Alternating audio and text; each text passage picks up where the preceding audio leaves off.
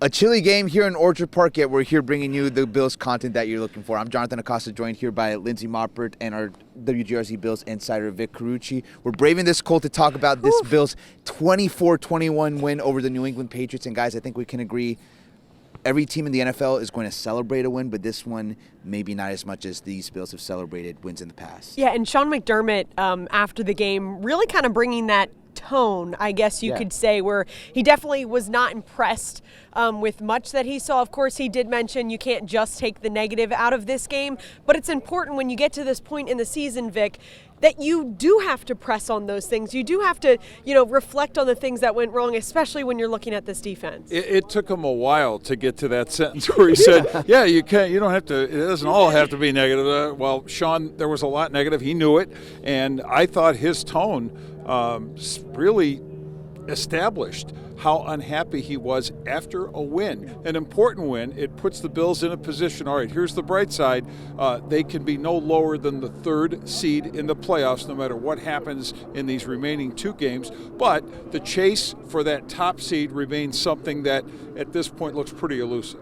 And that tone, I think, is something that stuck out to me as well. It's not just what he was talking about, the miscues from this team, a list as long as maybe some Christmas shopping that's left for a lot of people, right? that long of a list. But again, the tone, it was as unhappy as I've heard Sean McDermott after a win so far this season. And something that he really drove home was the slow start. We've talked about slow starts sometimes with this team in the past. In this game, it was in all three phases. He started off his comment with the kickoff return that the Patriots had that set up their first scoring drive, but then slow start on offense. The defense didn't really get going until the second half. For you guys, what was the most concerning side of the ball that had a slow start? Was it the offense or was it the defense for you all? For me, definitely the defense. I think after a game like last week where, you're facing now a 3-win team, and you kind of expect to see, although yes, the defense very banged up, very depleted, even more so than last week, but you still want to see that, they acknowledge that last week maybe was not ideal, and you're going to bounce back in that way, and the start was certainly less than ideal for them.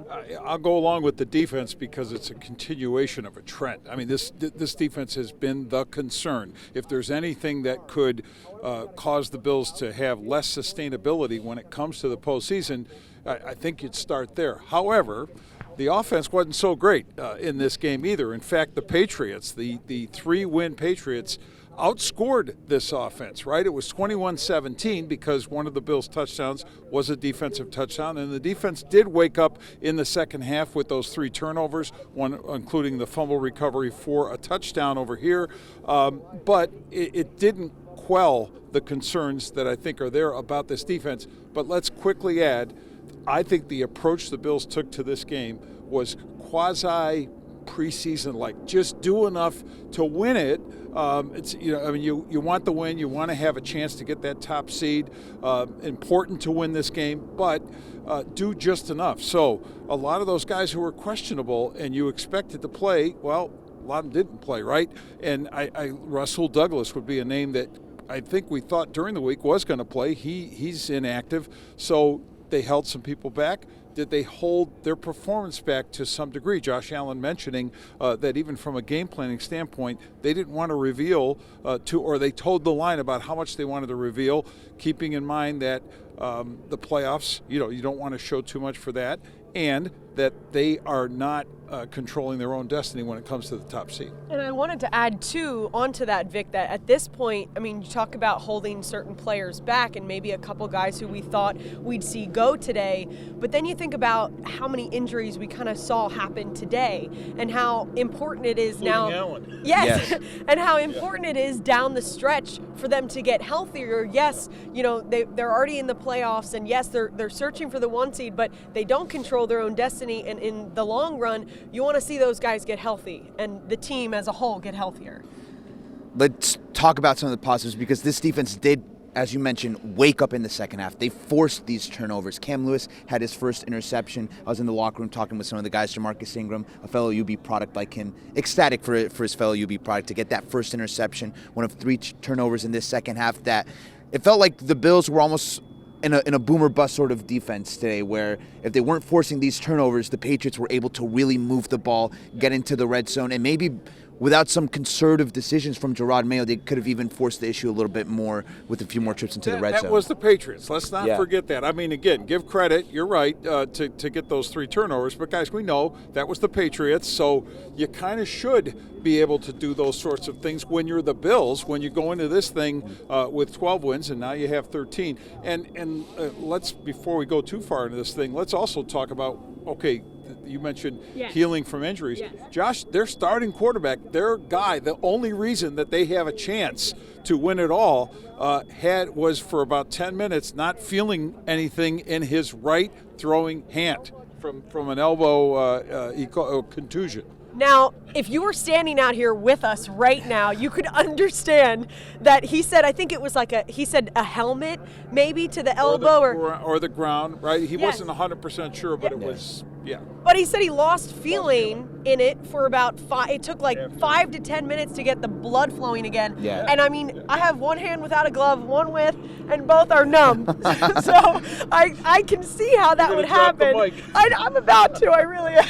Yeah, I was out here on the sideline shooting with gloves on the whole game, and by the end of each half, it took, once we went back inside to kind of warm back up, it took a few minutes for the hand to look not as red as my jacket right now. So you can understand the concern with Allen. But Vic, to your point, this isn't the first time we're kind of, I don't know if downplaying is the right word, but we're sort of assessing an injury situation with Allen after a game. He had the situation last week in Detroit where he went to the X-ray room. He said it was just a precautionary situation just a few weeks before that where he said he fell on a funny bone. So this kind of just, again, goes to show you that as the season goes along, the players, including their star quarterback, start to get dinged up. He, well, you said downplay. He downplays it all the time, which you understand that. I mean, that's his nature.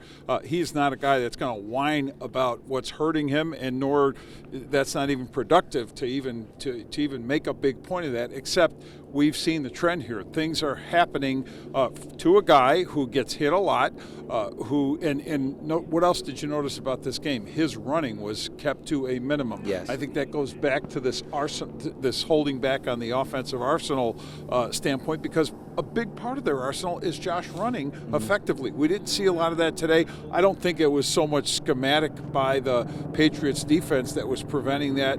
And I also wonder if there were antidotes to what the Pats were doing, what Gerard Mayo's game plan was defensively, that the Bills purposely didn't utilize. One more point on the injury thing. All of this happening in the context of the report that came out this morning that Allen did indeed have a fracture in that hand from week one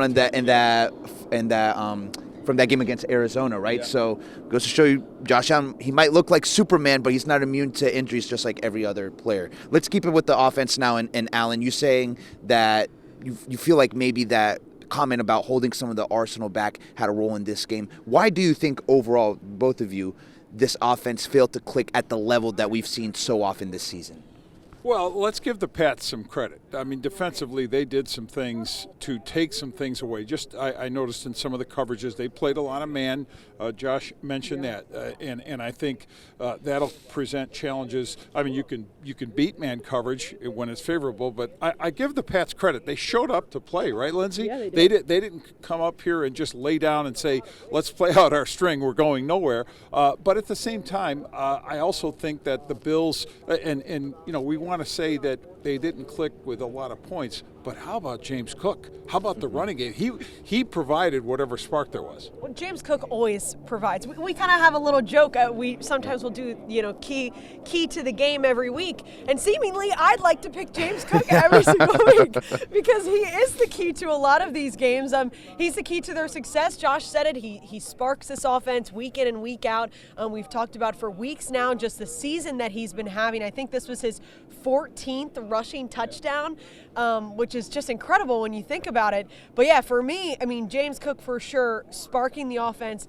Interesting, Khalil Shakir, Josh talking about that connection with him as well, and how maybe that wasn't as consistent tonight, but he still has complete confidence in him. Talking about Cooper and Coleman and how those connections, you can always still be working on them and moving forward. Obviously, that's going to be huge. And even if even if you're holding back scheme-wise, X and O-wise, Josh was off target on he was. multiple throws. Let's not lose sight of that. So whatever that was, I mean, I'm talking before the hand went up and he heaved that weird throw that I say weird, it was just this clunker that he said in hindsight maybe he should have called a timeout because there was no reason that he should have even attempted a throw when he wasn't feeling anything in his hand. Yeah. In the grand scheme of things, it feels like on offense, the run game is the one positive, the way the turnovers are, the one positive on defense. And Sean McDermott had a comment in the post-game yes. Okay, press you were there. I was conference. going to say, I didn't know if you were still in the locker room for that because that was awesome. Yeah, I don't know. Where he basically was talking about when James Cook runs angry, it's something that you can see, and it's something that kind of blends into the rest of the running back room, that they're all super competitive, but that's a good competition, that Cook will have a big run, Davis will have a big run, Ty Johnson will have a big run, and that they slap his hand really hard when they come out of the game. And the line he said was, they can slap my hand as hard as they want as long as they run angry. Yeah. And I think that's a positive that you saw, at least from this offense. James Cook, his home run ability is something that really sticks out to me. I want to say this was his team record now, 4th touchdown run of 40-plus yards. It's a pivotal piece to this offense that they don't always have to be clicking, putting together these 12-play drives when James Cook can take one to the house from over 40 yards. I know Lindsey says, key to the game, every game, but I have a feeling that we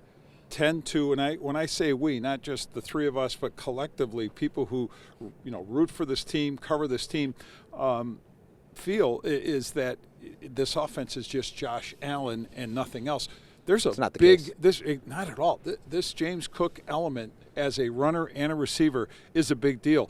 It's going to be the deal that if they, again, go as far as it looks like they have the ability to go off, at least with this offense, he's going to have a big say in that. There's no question. And this offensive line is going to have a big say in it. And, yes, the rest of the running backs, obviously Ty Johnson, Ray Davis as well. Well, and especially since they've wrapped up the 3 seed at least, right? They're not going to play Kansas City until the AFC Championship game. Right. But if you have a team like Baltimore coming in here with a run game like the one with Lamar and Derrick Henry, that run game with James Cook and the rest of those running backs in that running back room is going to be absolutely pivotal, because we saw what happened when they played the first time this season in Baltimore. The Bills struggled to get that run game going, and it was their first loss of the season.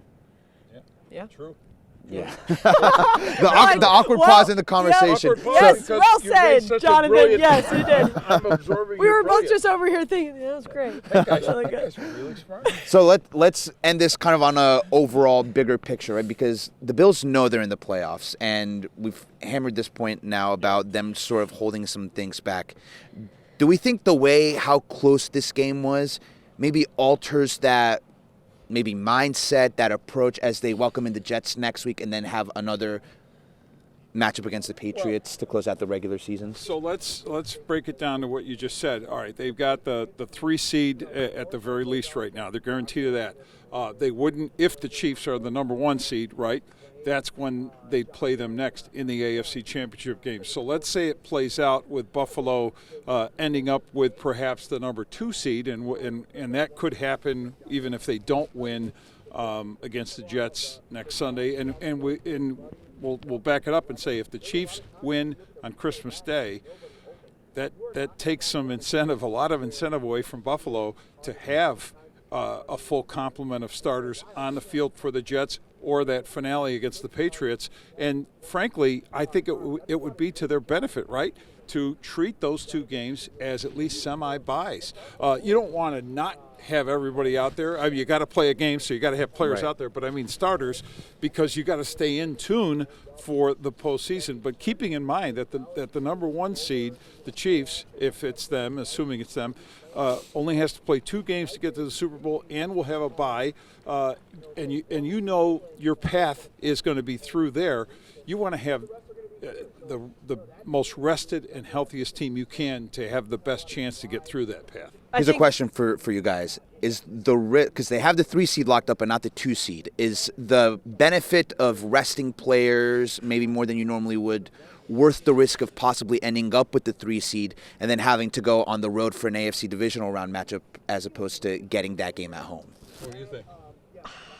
I don't know. My big thing is the injuries to me down the stretch is so key. Like the point that you were just getting to, it's not necessarily like you're treating these games differently, but you don't want to put those guys out there and risk putting them risk putting this defense even further back in their like progression than they would. That's to me, that's a hard. Well, no, I go with you in this, and I'll take it to this extent. I think it's all about being as healthy as possible and not worrying about where the game is played. They lost here last year to the Chiefs. I mean, they got what they wanted. They got the Chiefs here and lost the game.